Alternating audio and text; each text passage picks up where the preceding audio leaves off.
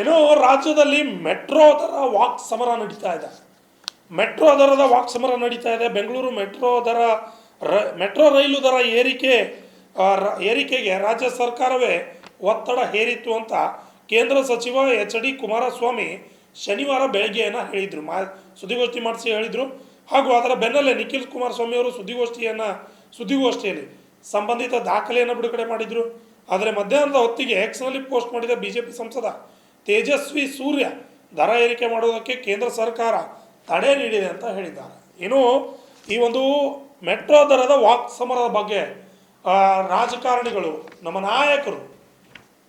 ನಮ್ಮ ನಾಯಕರುಗಳು ಏನು ಹೇಳ್ತಾರೆ ಅನ್ನೋದನ್ನು ನೋಡಿದರೆ ನಿಖಿಲ್ ಕುಮಾರಸ್ವಾಮಿ ಅವರು ಮಾತನಾಡಿ ಮೆಟ್ರೋ ದರ ಏರಿಕೆಗೆ ಮನವಿ ಸಲ್ಲಿಸುವಂತೆ ರಾಜ್ಯ ಸರ್ಕಾರವೇ BMRCL ಮೇಲೆ ಒತ್ತಡ ಹೇರಿತ್ತು. ಈ ಕಾರಣದಿಂದಲೇ ಪದೇ ಮೆಟ್ರೋ ಪ್ರಯಾಣ ದರ ಏರಿಕೆ ಮಾಡಲಾಗುತ್ತಿದೆ ಅಂತ JDS ಯುವ ಘಟಕದ ಅಧ್ಯಕ್ಷ ನಿಖಿಲ್ ಕುಮಾರಸ್ವಾಮಿ ಅವರು ನಿನ್ನೆ ಹೇಳಿದರು. BMRCLಗೆ 13,000 ಕೋಟಿ ರೂಪಾಯಿ ಹೆಚ್ಚು ಮೊತ್ತದ ಸಾಲವು ಕೇಂದ್ರವು ಒದಗಿಸಿದೆ. ಬಡ್ಡಿ ಮತ್ತು ಸಾಲ ಮರುಪಾವತಿ ಕಾರ್ಯಾಚರಣೆ ನಿರ್ವಹಣೆ ವೆಚ್ಚವನ್ನು ಹೊಂದಿಸಿಕೊಳ್ಳಲು BMRCLಗೆ ಸಾಧ್ಯವಾಗುತ್ತಿಲ್ಲ. ಈ ಕಾರಣದಿಂದ ರಾಜ್ಯ ಸರ್ಕಾರವು ಪ್ರತಿ ವರ್ಷ ಸರಾಸರಿ 200 ಕೋಟಿ ರೂಪಾಯಿಯನ್ನು ನೀಡುತ್ತಿತ್ತು.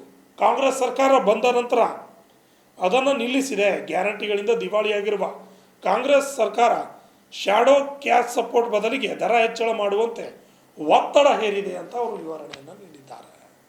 ಅಂದರೆ ಗ್ಯಾರಂಟಿಯಿಂದ ರಾಜ್ಯ ಸರ್ಕಾರ ದಿವಾಳಿಯಾಗಿದೆ. ಈ ಒತ್ತಡದಿಂದ ಅವರು ದರವನ್ನು ಹೆಚ್ಚಿಸ್ತಾ ಇದ್ದಾರೆ ಅಂತ ಹೇಳಿದ್ದಾರೆ. ಇನ್ನು ಎಚ್.ಡಿ. ಕುಮಾರಸ್ವಾಮಿ ಅವರು ಸುದ್ದಿಗೋಷ್ಠಿಯಲ್ಲಿ ಮಾತನಾಡಿ ಕಾಂಗ್ರೆಸ್ ಸುಳ್ಳು ಹೇಳಿದೆ ಅಂತ ಆಕ್ರೋಶವನ್ನು ವ್ಯಕ್ತಪಡಿಸಿದ್ದಾರೆ. ಮೆಟ್ರೋ ದರ ಪರಿಷ್ಕರಣೆ ನಮ್ಮ ಕೈಯಲ್ಲಿ ಇಲ್ಲ ಎಂದು ರಾಜ್ಯ ಸರ್ಕಾರ ಸುಳ್ಳು ಹೇಳುತ್ತಿದೆ. ದರ ಏರಿಸುವಂತೆ ಒತ್ತಡ ಹೇರಿ ಈಗ ಕೇಂದ್ರ ಸರ್ಕಾರಕ್ಕೆ ಬೊಟ್ಟು ಮಾಡುತ್ತಿದೆ. ಕಾಂಗ್ರೆಸ್ ಎಷ್ಟು ಸುಳ್ಳು ಹೇಳುತ್ತಿದೆ ಎಂಬುದಕ್ಕೆ ನಿಖಿಲ್ ಅವರು ದಾಖಲೆಗಳನ್ನು ಬಿಡುಗಡೆ ಮಾಡಿದ್ದಾರೆ ಎಂದು ಎಚ್.ಡಿ. ಕುಮಾರಸ್ವಾಮಿ ಅವರು ಸುದ್ದಿಗಾರರೊಂದಿಗೆ ಮಾತನಾಡಿ ತಿಳಿಸಿದ್ದಾರೆ. ಇನ್ನು ಬದಲಾವಣೆ ಇಲ್ಲ. BMRCLನಲ್ಲಿ 5% ದರ ಹೆಚ್ಚಳ ಮಾಡಿ ಸೋಮವಾರ ಜಾರಿಗೊಳಿಸುವ ನಿರ್ಧಾರ ಬದಲಾಯಿಸಲು ಅಧಿಕೃತವಾಗಿ ಯಾವುದೇ ಸೂಚನೆಗಳು ಬಂದಿಲ್ಲ. ಹಾಗಾಗಿ ಈ ನಿರ್ಧಾರದಲ್ಲಿ ಯಾವುದೇ ಬದಲಾವಣೆಗಳು ಇಲ್ಲ ಅಂತ BMRCL ಅಧಿಕಾರಿಗಳು ತಿಳಿಸಿದ್ದಾರೆ. ಇನ್ನು ಅಧಿಕಾರಿಗಳೊಂದು ಸಚಿವರೊಂದು ಮಾತನಾಡೋದ್ರಿಂದ ಜನ ಸಂಪೂರ್ಣವಾಗಿ ಗೊಂದಲಕ್ಕೆ ಈಡಾಗ್ತಾ ಇದ್ದಾರೆ ಅಂತಲೇ ಹೇಳ್ಬೋದು. ಇನ್ನು ಅಶೋಕ್ ಅವರು ವಿರೋಧ ಪಕ್ಷ ನಾಯಕ ಅಶೋಕ್ ಅವರು ಕೂಡ ಮೆಟ್ರೋ ಹೊಸ FFC ರಚಿಸಿ ಅಂತ ಹೇಳಿದ್ದಾರೆ. ನಮ್ಮ ಮೆಟ್ರೋ ಭಾರತದಲ್ಲಿ ಅತ್ಯಂತ ದುಬಾರಿ ದರವಿದೆ. ಮತ್ತೊಂದು ದರ ಏರಿಕೆಯಿಂದ ಲಕ್ಷಾಂತರ ಪ್ರಯಾಣಿಕರಿಗೆ ಬರೆ ಎಳೆದಂತಾಗುತ್ತೆ. ದರ ನಿಗದಿ ಸಮಿತಿಯಲ್ಲಿನ ಲೋಪದೋಷಗಳ ಬಗ್ಗೆ ಪರಿಶೀಲಿಸುವುದಾಗಿ ಮನೋಹರ್ ಲಾಲ್ ಖಟ್ಟರ್ ತಿಳಿಸಿದ್ದಾರೆ ಎಂದು ವಿಧಾನಸಭೆ ವಿರೋಧ ಪಕ್ಷದ ನಾಯಕ ಅಶೋಕ್ ತಿಳಿಸಿದ್ದಾರೆ. ಇನ್ನು ಕೇಂದ್ರದಿಂದ ತಾತ್ಕಾಲಿಕ ತಡೆ ದರ ಏರಿಕೆಗೆ ಅಂತ ತೇಜಸ್ವಿ ಸೂರ್ಯ ಅವರು ಕೂಡ ಹೇಳಿದ್ದಾರೆ. ಪ್ರಯಾಣ ದರ ಏರಿಕೆಗೆ ಕೇಂದ್ರ ಸರ್ಕಾರ ತಾತ್ಕಾಲಿಕವಾಗಿ ತಡೆ ನೀಡಿದೆ. ಸೋಮವಾರದಿಂದ ದರ ಏರಿಕೆ ಇರೋದಿಲ್ಲ.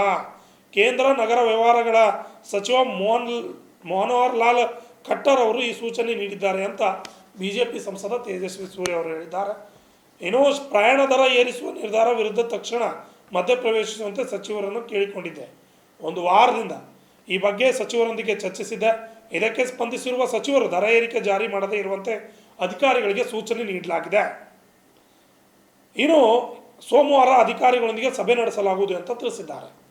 ಇನ್ನು ಅರ್ಧ ಯುದ್ಧವಷ್ಟೇ ಮುಗಿದಿದೆ. ಮೆಟ್ರೋಗೆ ಸಂಬಂಧಿಸಿದಂತೆ ಕೇಂದ್ರ ಮತ್ತು ರಾಜ್ಯ ಸರ್ಕಾರಗಳ ನಡುವಿನ ಒಪ್ಪಂದದ ಪ್ರಕಾರ ದರ ನಿಗದಿ ಮಾಡುವ ಕಾಲಕಾಲಕ್ಕೆ ಪರಿಷ್ಕರಿಸುವ ಅಧಿಕಾರ ಇರೋದು ರಾಜ್ಯ ಸರ್ಕಾರಕ್ಕೆ. ಹಾಗಾಗಿ ದರ ಏರಿಕೆ ಮಾಡುವುದು ಕೇಂದ್ರ ಸರ್ಕಾರ ಎಂದು ಸುಳ್ಳು ಹೇಳುವುದನ್ನು ರಾಜ್ಯ ಸರ್ಕಾರವು ನಿಲ್ಲಿಸಬೇಕು ಅಂತ ಆಗ್ರಹವನ್ನು ಅವರು ಮಾಡಿದ್ದಾರೆ. ಒಟ್ಟಿನಲ್ಲಿ ದರ ಏರಿಕೆಯ ಗೊಂದಲ ಇಲ್ಲಿ ಪ್ರಾರಂಭವಾಗಿದೆ.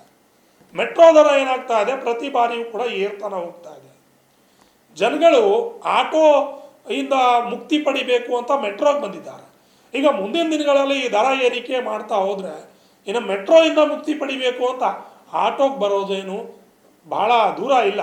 ಮೆಟ್ರೋ ದರ ನಿರಂತರವಾಗಿ ನೀವು ಏರಿಸ್ತಾನೆ ಹೋದರೆ ಅಲ್ಲಿರ್ತಕ್ಕಂಥ ಸಾರ್ವಜನಿಕರು ಏನು ಮಾಡಬೇಕು, ಕೆಲಸಗಾರರು ಏನು ಮಾಡಬೇಕು ಅಂತ. ಈ ಸಮಸ್ಯೆಯನ್ನು ರಾಜ್ಯ ಸರ್ಕಾರ ಮತ್ತು ಕೇಂದ್ರ ಸರ್ಕಾರ ಶೀಘ್ರದಲ್ಲೇ ಬಗೆಹರಿಸಬೇಕು. ನೀವು ಯಾರು ಸುಳ್ಳು ಹೇಳ್ತೀರೋ, ಕೇಂದ್ರ ಸತ್ಯ ಹೇಳುತ್ತೋ, ರಾಜ್ಯ ಸರ್ಕಾರ ಸತ್ಯ ಹೇಳುತ್ತೋ ಅದು ಬೇಕಾಗಿಲ್ಲ.